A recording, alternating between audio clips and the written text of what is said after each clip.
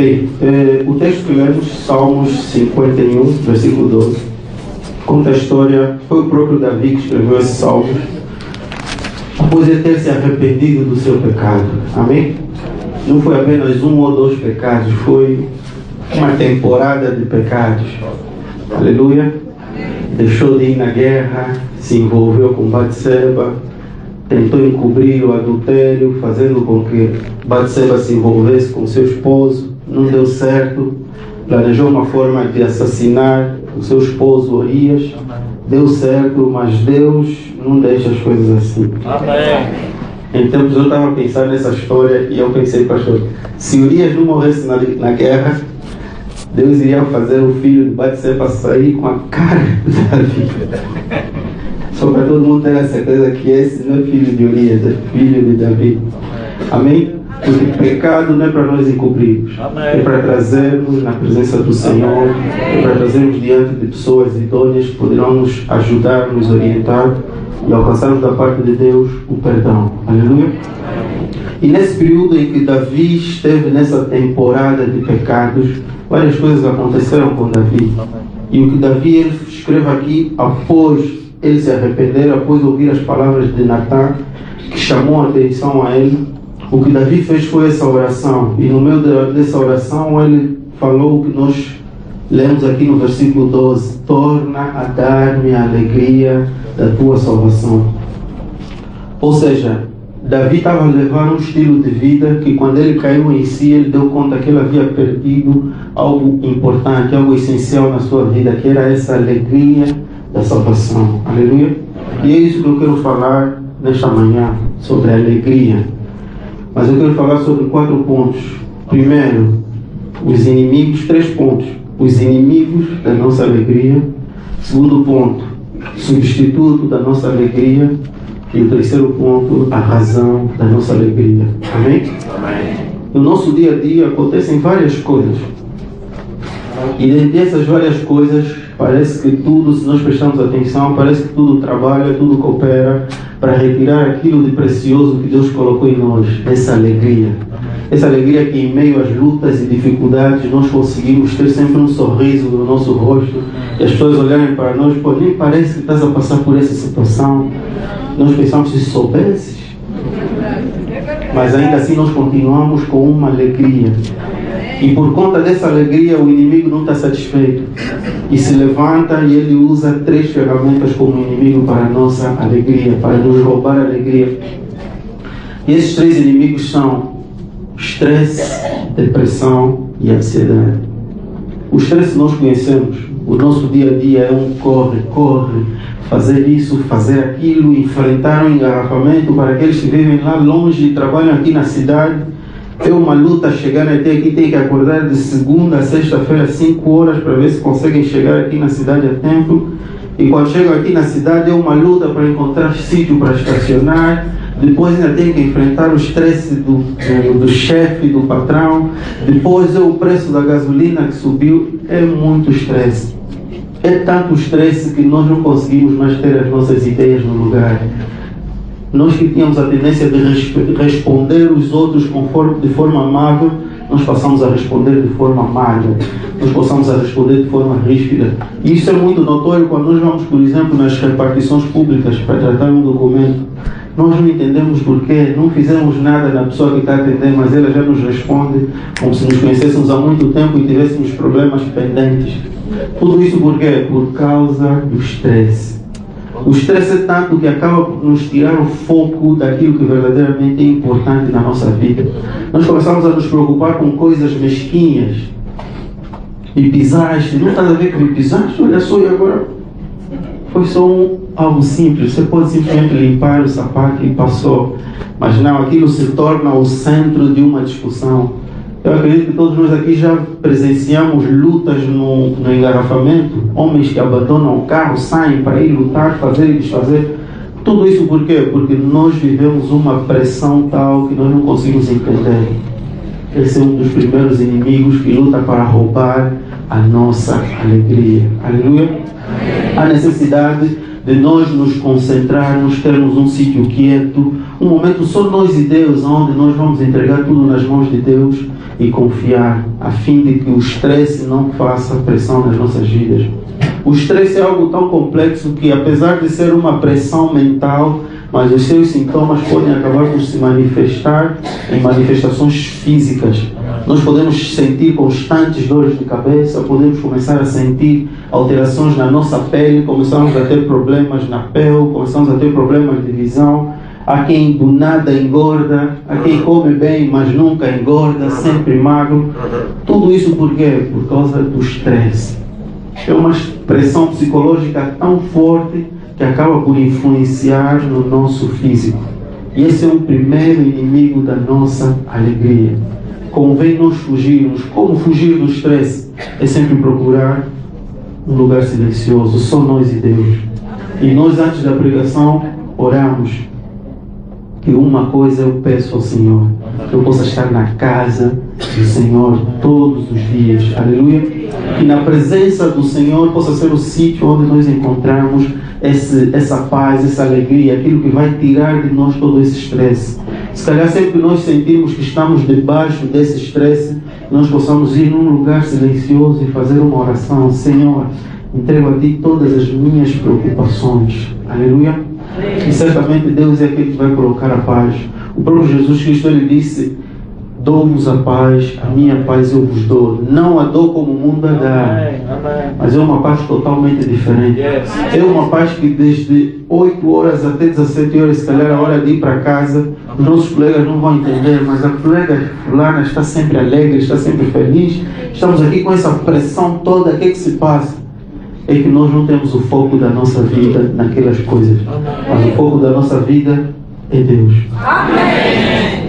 E todo esse estresse tem como objetivo fazer com que nós deixemos de olhar para Cristo e olhemos para as circunstâncias da vida. Deixamos de olhar para aquele que é a solução, que é a salvação, e passamos a olhar para os problemas somente. Isso me faz lembrar, por exemplo, da história de Davi ainda.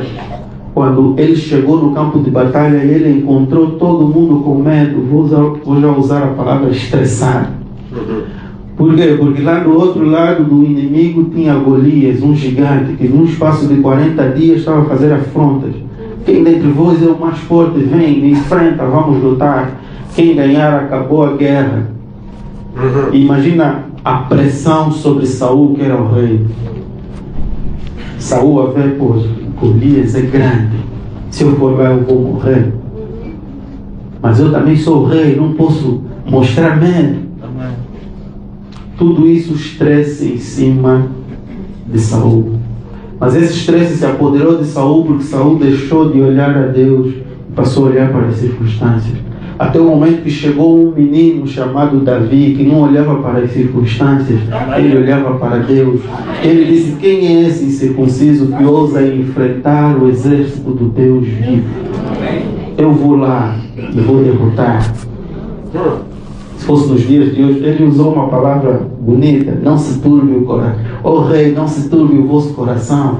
Teu servo irá lá e derrotará o filisteu. Mas se fosse nos nossos dias, perdoe-me o calão, mas se calhar Davi ia dizer: papai, fica calmo, acorda, fica calmo. Tondengue, vai lá e vai resolver essa situação. Aleluia. Mas isso para dizer que quando o nosso foco é Deus, não a situação do nosso presente, porque o nosso foco de facto é Deus. E o restante pode acontecer, mas não muda a alegria que Deus colocou dentro de nós. Aleluia. Então, como vencer o estresse? Tendo Deus como nosso foco. Aleluia. O estresse, eu fui buscar no dicionário, é exaustão física ou emocional, geralmente causada em razão de algum sofrimento, doença, cansaço, pressão, trauma, sendo definida pela incapacidade de desenvolver suas funções ou trabalhos habituais. Ou seja, o estresse é tanto que a pessoa fica paralisada, já não sabe como fazer, como resolver. Mas se nós olharmos para Deus, nós encontraremos solução. Aleluia. O segundo inimigo da nossa alegria é a depressão. Eu encontrei aqui que a depressão é a ação ou efeito de deprimir, de se abater física ou moralmente. Como doença psicológica, a depressão é de origem crônica que causa alterações de humor, definida por uma tristeza intensa e permanente, agregada à dor, à desesperança, à culpa, etc., com ou sem razão aparente. Aleluia. O estresse, a nível mundial, tem sido uma das principais causas de suicídio. Isso entre os jovens, entre os adultos e até mesmo agora entre as crianças.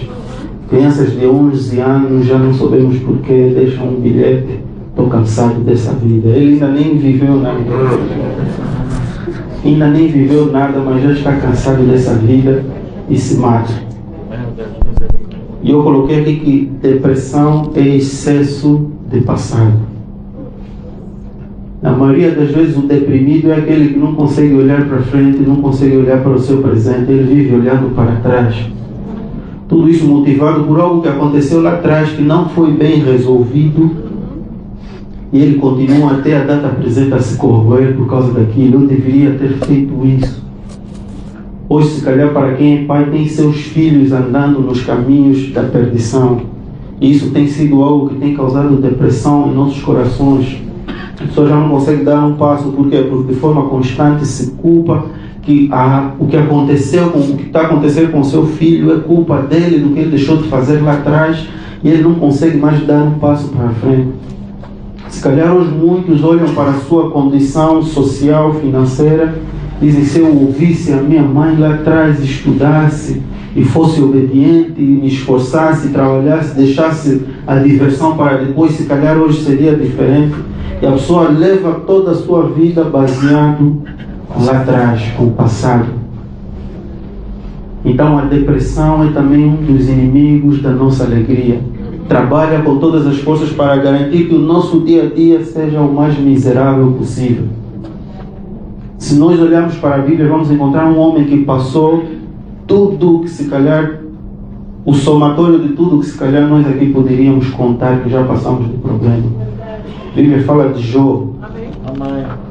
Ele era o mais rico, tinha cerca de 10 filhos, tinha uma esposa abençoada, tinha funcionários, e da noite para o dia, sem explicação, sem justificação, a Bíblia diz que toda a riqueza ele perdeu. Os seus 10 filhos, todos morreram. Não passou muito tempo, Deus permitiu com que isso tocasse até mesmo na pele dele. Toda a saúde que ele tinha, ele perdeu. Jó seria a pessoa que nós poderíamos dizer: não, Jó está deprimido, faz sentido. Jó anda todos os dias triste, não, faz sentido. Quem não andaria? Ele perdeu, ele fez e desfez. Mas a Bíblia diz que em meio a toda aquela dificuldade, luta, ele disse: Deus me deu, Deus tomou. Bendito seja o nome do Senhor. As pessoas se calhar olharam para Jó e disseram: se mata. A própria mulher disse: amaldiçoa o teu Deus e morre. E ele disse: como falas como uma louca, mulher. Recebemos o bem de Deus, não vamos também receber o mal. E ele fala uma das frases mais conhecidas: eu sei que o meu Redentor vive e que muito em breve se levantará. Aleluia. Novamente, a depressão tem como objetivo tirar os nossos olhos de Cristo e colocar os nossos olhos no problema. São problemas que estão lá no passado e que nós não temos mais nada para fazer para resolver. A Bíblia fala também de Neemias, que quando eles saíram do cativeiro de Babilônia e voltaram para Israel, e quando começaram a reerguer os muros e reconstruir Jerusalém, todo o povo se reuniu para fazer um culto. E a Bíblia diz que quando os mais velhos que ali estavam começaram a ver aquele culto e começaram a se lembrar como era no passado, muitos deles começaram a se entristecer, a chorar, porque eles sabiam que a glória de Israel, de Jerusalém, não era aquela. Mas Neemias fala algo interessante: não vos entristeçais, porque a alegria do Senhor é a nossa força. Amém? Então não se prende ao passado. A Bíblia diz que Jesus Cristo é o mesmo ontem, hoje e eternamente. Aleluia. Então não permita que a depressão possa te dominar. Não permita que a depressão possa fazer com que você saia dos caminhos de Deus e se entregue à tristeza, se entregue a essa condição de tristeza total e não conseguires mais dar passos e dominar. Mas deixa de olhar para as circunstâncias e olhe para Jesus. Amém? Grande parte dessa depressão é motivada por causa da culpa que em nós deveria ter feito, eu poderia fazer, tinha que ser assim. E nós, quando vamos dormir, a nossa mente fica ali a girar em torno daquele assunto, deveria, e aquilo vai nos matando aos bocados. Mas a Bíblia diz que nós devemos entregar a Deus todas as nossas preocupações. Aleluia? Então não vamos deixar a depressão nos vencer. Vamos olhar para Cristo, aquele que venceu todas as coisas, incluindo a depressão. Amém? Então vamos deixar de viver no presente com excesso de passado. Amém? O que passou, amém. Como Paulo diz, esquecendo-me das coisas que para trás ficam. Paulo era um perseguidor dos cristãos. Antes dele se converter, como se ele tivesse assinado um contrato. O que eu vou fazer na minha vida é localizar cristãos e matar cristãos. Não importava se eram crianças, mulheres, jovens, adultos, velhos, era só matar. Um homem que fez isso, se calhar, poderia viver toda a sua vida com uma grande tristeza, com uma grande culpa. Mas ele disse, esquecendo-me das coisas que para trás ficam. Porque ele teve a certeza que em Cristo ele foi renovado. Amém. E ele poderia ter a certeza, conforme ele escreveu em Filipenses 4:4, alegrem-se sempre no Senhor. Amém? Amém? Imagina alguém que está na prisão, orientar alguém que está em liberdade, fica contente, está muito triste, o que se passa? É a condição de Paulo, quando ele escreveu a carta em Filipenses. Ele estava na prisão e ele estava a orientar os irmãos que estavam em liberdade, alegrem-se sempre no Senhor. Aleluia. E ele escreve em um tom de ordem, alegrem-se sempre no Senhor. Novamente direi, alegrem-se. E quem não tem essa alegria pode buscar essa alegria no Senhor. A palavra de Deus diz que tudo que nós pedimos a Deus em oração, crendo, receberemos. Aleluia. Mas há necessidade de nós primeiramente reconhecermos que temos falta disso. Porque senão também nunca vamos dar o passo de buscar isso que temos em falta do Senhor. Aleluia. Então não vamos deixar a depressão nos vencer. Não vamos deixar esse inimigo roubar a nossa alegria. Aleluia. O terceiro inimigo é a ansiedade.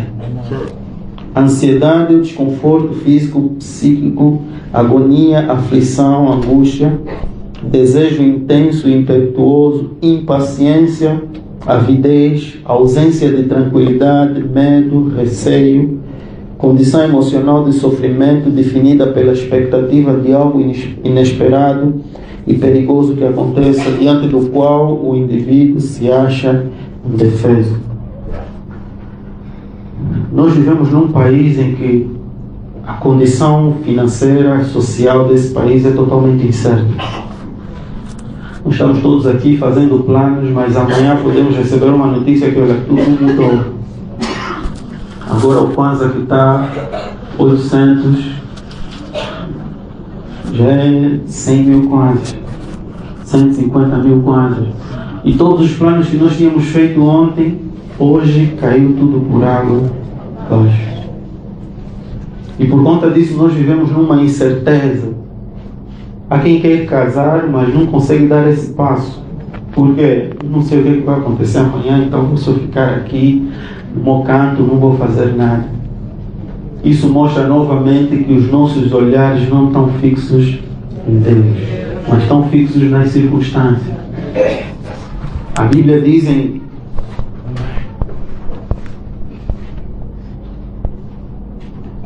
Filipenses 4:6, não andeis ansiosos. E Paulo falou isso logo depois dele ter falado alegrem-se. Filipenses 4 ele diz alegrem-se no Senhor. Filipenses 4:6 ele diz não andeis ansiosos. Não se preocupa com o que vai acontecer amanhã. O que vai acontecer amanhã está nas mãos do Senhor. Aleluia.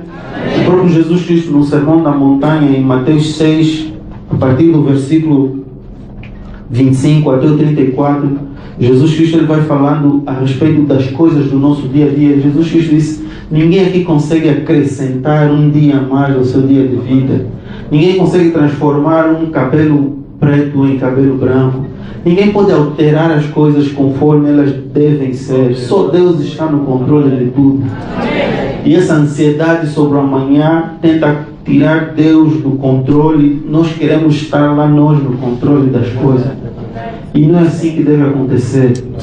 A ansiedade revela a falta de confiança em nossos corações para com Deus. Porque nós não somos capazes de acreditar que Deus é aquele que está no controle de tudo. E conforme diz Romanos 8:28, que Ele faz com que todas as coisas cooperem juntamente para o bem daqueles que amam a Deus. Então há necessidade de nós tirarmos a ansiedade do nosso meio, a ansiedade do nosso coração e confiar no Senhor. Sermos capazes de falar como Paulo disse: para mim o viver é lucro. É Cristo. Obrigado. E o morrer é ganho.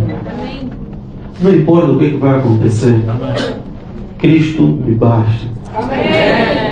Imagina o nosso inimigo se ele souber a nossa fraqueza. Se ele sabe que a nossa fraqueza é o nosso filho, ele vai dizer: então eu vou tocar no filho dele. Eu te estabilizo com esse irmão. Se a fraqueza dele é o carro, vou mexer no carro dele. Se a fraqueza dele é o emprego, vou mexer no emprego. Mas agora imagina vocês um cristão que diz: para mim viver é Cristo e o morrer é lucro. Nosso inimigo fica sem hipótese. E agora vou tocar aonde? Porque para nós entendemos que as coisas desse mundo são coisas passageiras. Que para nós o mais importante é Cristo. Agora queremos ver o nosso inimigo tocar em Cristo. Do mesmo jeito que Jó tocou em todas, Satanás tocou em todas as coisas de Jó, mas não tocou no Deus que Jó adorava. Então assim possa ser a nossa vida, a nossa fé diante de Deus. Cristo possa ser tudo para nós. Isso vai deixar o inimigo confuso. Ele vai mexer aqui, ele continua leve. Vai mexer ali, ele continua leve. Porque Cristo é tudo para nós, amém?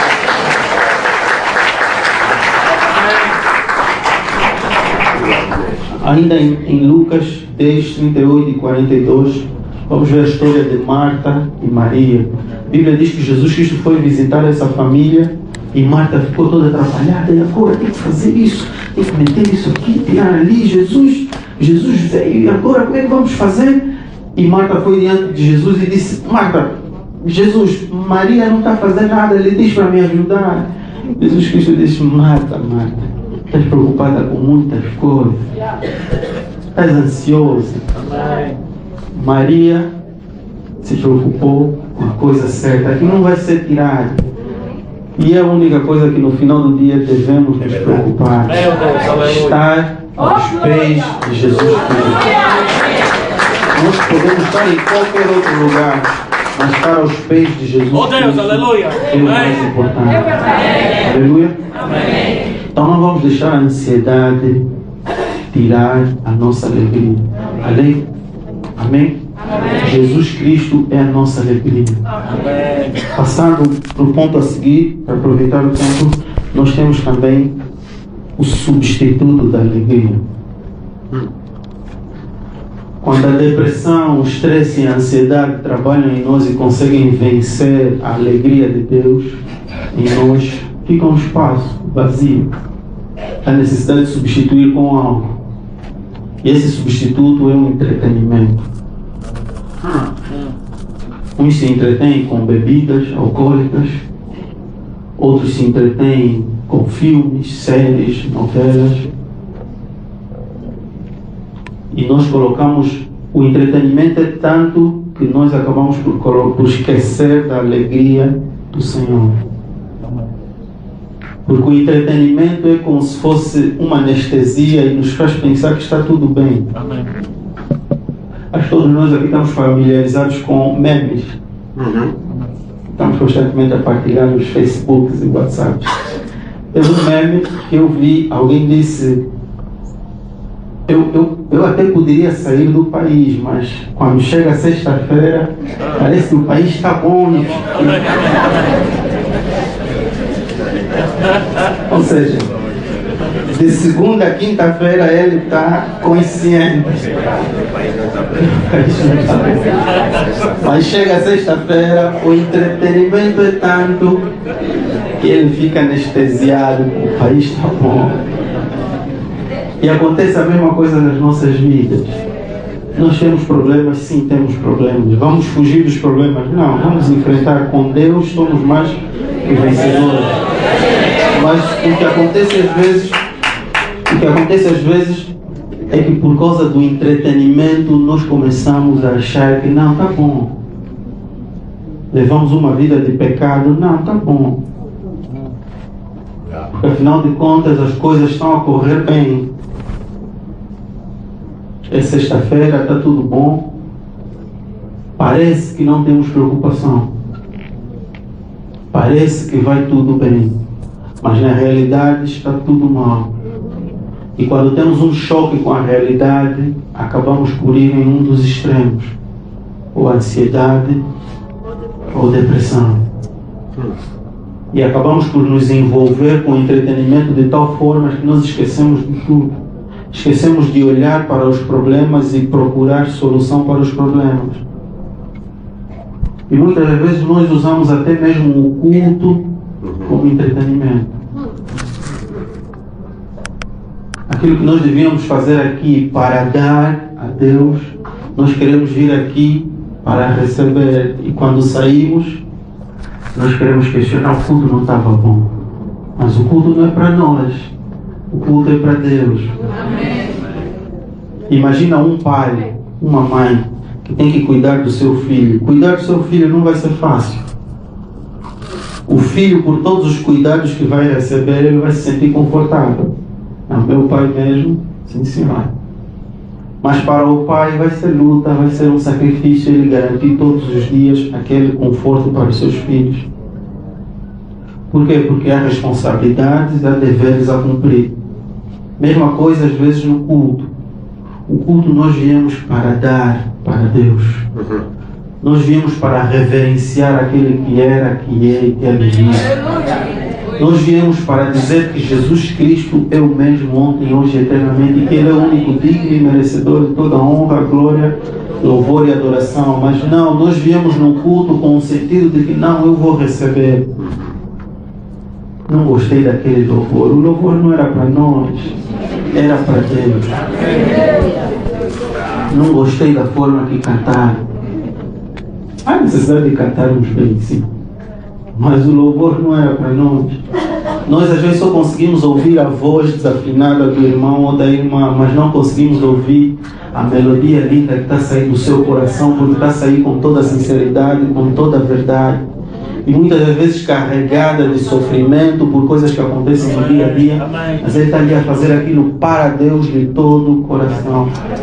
E nós olhamos para o culto como se fosse mais uma forma de nos entreter. São 2 horas, bem, o culto tem que ser bom. Porque senão não vou mais lá. E às vezes nós erramos em tentar transmitir esse entretenimento para o povo.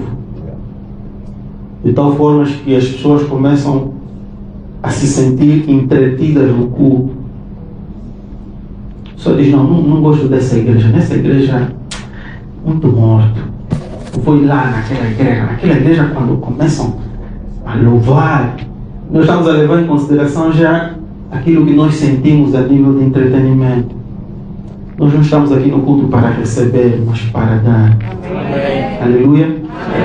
Não saímos das nossas casas para vir receber, mas para vir dar louvor a Deus. Amém? Que esse possa ser o nosso estilo de vida. E isso se vê a nível de todos os aspectos. Se nós olharmos no Velho Testamento e no Novo Testamento, nós vamos ver que pregação era uma ferramenta de ensino, de instrução, de edificação do povo de Deus. Mas hoje nós usamos a pregação como entretenimento. E as pessoas começam a escolher, não, eu gosto mais daquele pregador, não, quem vai pregar ou esse, não. O pastor Macota, não, pastor Macota, não. Vim só cultuar, não sei porquê. É o irmão Nelson que vai cultuar, não, vou ficar. Não, o irmão Nelson tá bom. E não convém que seja assim. Uma vez um pregador, de alguns séculos atrás, ele disse que quando nós somos meninos na fé, nós ficamos preocupados com a forma como será pregado. É importante nós trabalharmos na forma da pregação, mas essa não deve ser a nossa preocupação principal. Mas quando nós já somos adultos na fé, a nossa principal preocupação é o que ele pregou, é bíblico ou não é bíblico. Porque se é bíblico, não importa como é que ele falou, eu tenho que crer e me conformar a esta palavra. Só que o que acontece muitas vezes é que nós estamos preocupados mais com a forma como é pregado. Não gostei. Ou então gostei, vou aceitar. E nós acabamos por perder a essência de Deus, porque nos focamos no entretenimento. Fazemos do culto um entretenimento. E novamente um homem de Deus disse que quando nós usamos métodos carnais para atrair pessoas carnais, nós vamos ter que continuar a utilizar os métodos carnais para manter as pessoas carnais na igreja. E a igreja parece que está cheia, lotada, mas não de pessoas que nasceram de novo, mas de pessoas que estão aqui e gostam desse entretenimento. E não é para isso que nos chamou. Aleluia. Então vamos rejeitar esse substituto da alegria de Deus. E vamos olhar mesmo, vamos buscar a alegria de Deus para as nossas vidas. Aleluia. E foi essa oração de Davi. Ele disse: torna a dar-me a alegria da tua salvação e sustém-me com um espírito voluntário. Quando Davi usa a palavra torna a dar-me, implica dizer que ele já tinha e perdeu. Amém. E perdeu como? Já expliquei mais ou menos. Ele viveu uma temporada de pecado, onde ele foi fazendo uma coisa atrás da outra, coisas pequenas. Todo Israel estava na frente do combate e Davi, não sei porquê, eu vou ficar em casa. Eu já tenho logo meus generais, vou ficar em casa. Isso às vezes para nós que somos filhos, bem, não, minha mãe já ora, eu posso ficar relaxado. Minha mãe quando ora, está errado.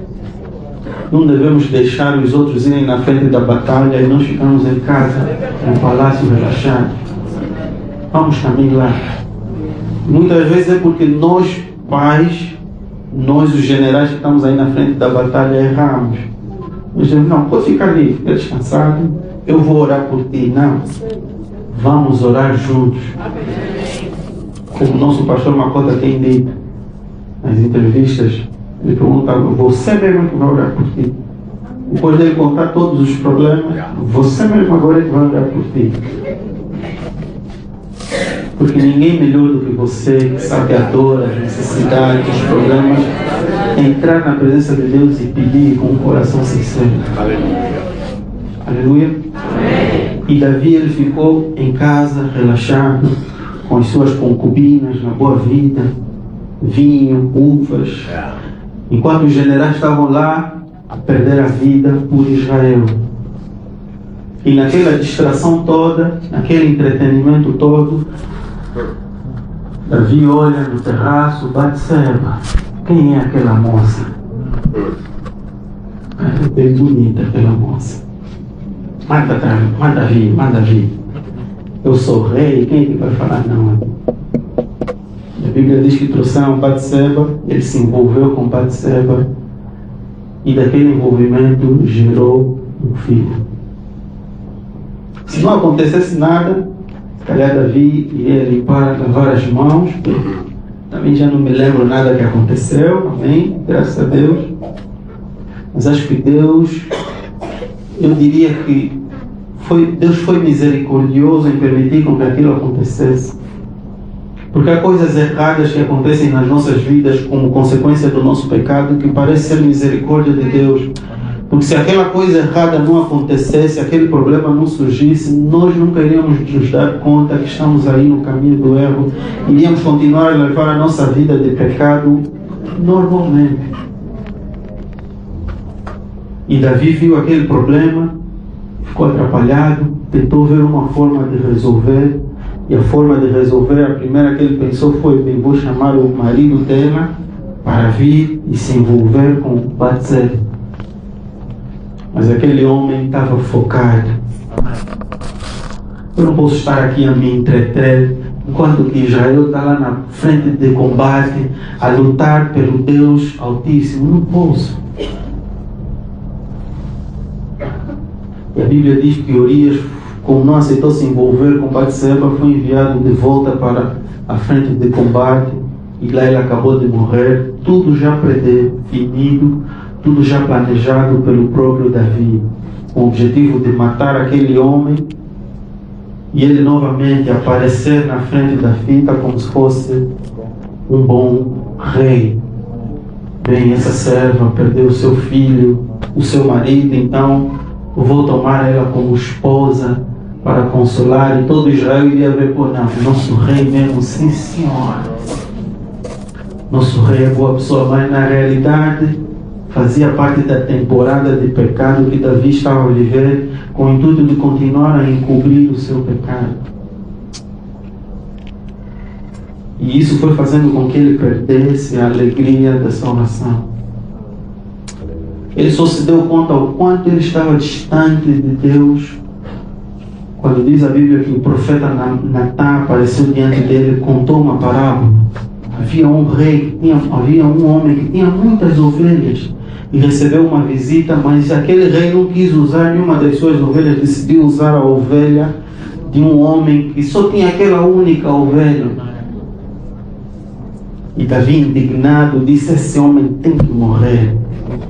E ele não esperava pelo desfecho daquela parábola. O profeta disse ao rei: esse homem é justo. Isso prova que é muito fácil nós identificarmos o erro na vida do outro. Mas quando é para nós identificarmos o erro nas nossas vidas, é difícil. Ou seja, Davi estava a fazer exatamente aquilo que ele ouviu na história, mas ele nunca chegou à conclusão que eu devo morrer por causa disso. Mas ele, pelo contrário, matou outros. Mas quando a situação foi invertida por intermédio daquela história, ele se deu conta que esse homem deve morrer. E quando ele se deu conta que ele era esse homem, ele se arrependeu e ele escreveu o que nós lemos aqui: torna a dar-me a alegria da salvação. Davi entendeu que a alegria que ele tinha vinha de Deus. Se calhar Davi lembrou do tempo que ele era um simples pastor. Ele não tinha muita coisa, vivia no pasto com as suas ovelhas, mas lá ele era alegre, ele era feliz. Se calhar ele lembrou as dificuldades de lutar contra o urso, lutar contra o leão, as dificuldades para garantir que nenhuma das suas ovelhas se perdesse, mas ainda assim naquelas dificuldades todas ele era feliz.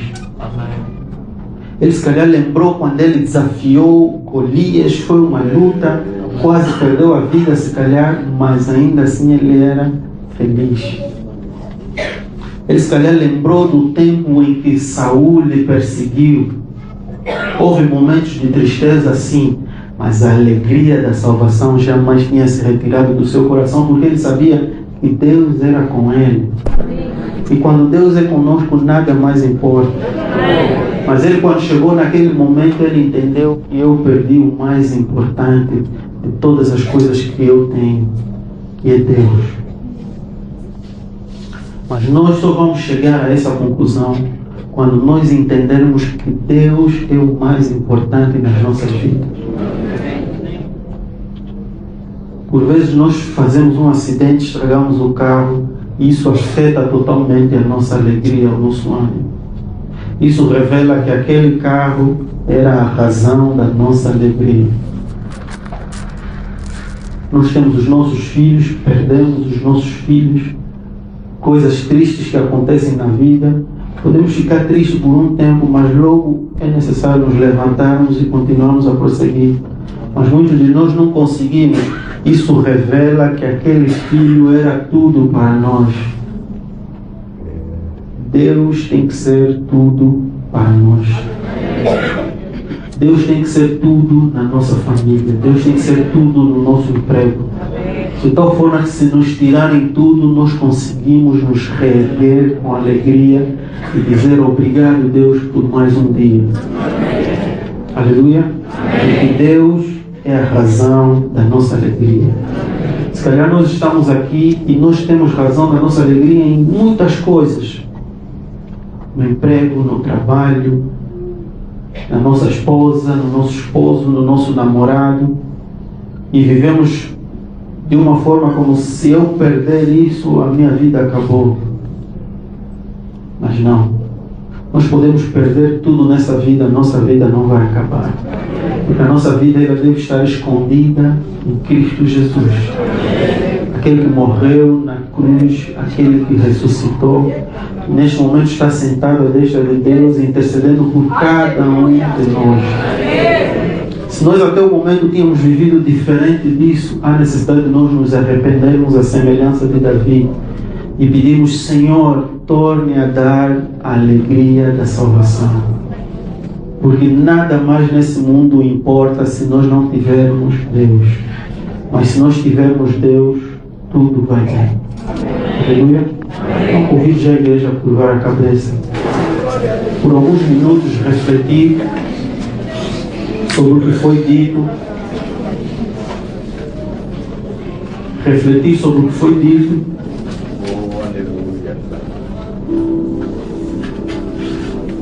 Nós sabemos as lutas do dia a dia, nós sabemos aquilo que tem combatido para nós sermos tristes.